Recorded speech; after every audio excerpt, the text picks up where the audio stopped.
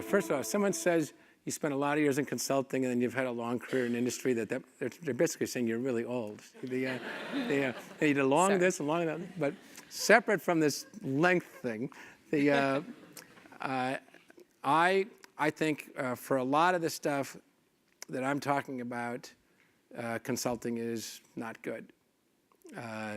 Although some of the firms are wonderful, and I love my time at Bain. I absolutely loved it, and as I told you, two of my seminal mentors were from there. But it's just not the same. It's just not the same as the kind of accountability you have for human beings in a different type of organization.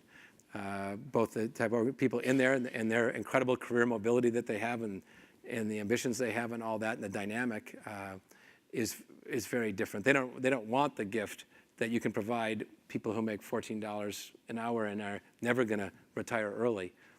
And so part of it's a need thing, and then part of it's just the nature of the business.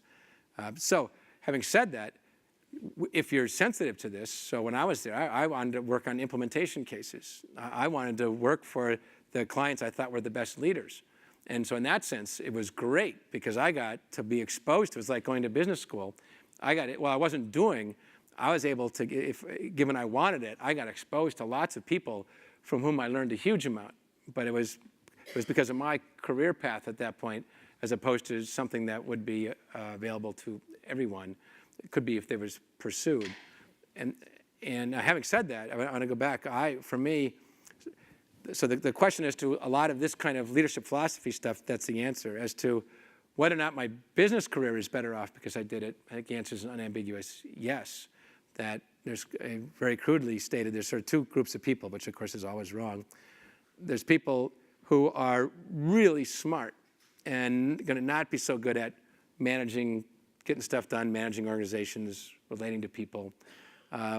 And for them, if they go into consulting first, they're just going to get better at their strengths. You know, they're going to get better at batting right-handed, and they're never going to learn how to bat left-handed because after 4 years, it'd be a nightmare for them to shift because they were already remedial in that area, and now they're triply remedial. And so what I always said is if you think you want to run something, for-profit, not-for-profit, if you're really incredibly smart analytics, then don't go to Bain & McKinsey first. Go work on those weaknesses and learn how to run stuff, because you can always fall back. You're still going to be smart in 4 years.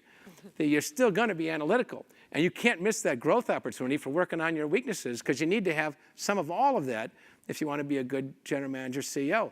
Similarly, if you're a good team builder and manager, you're sort of task-oriented stuff like project stuff, that's your sweet spot.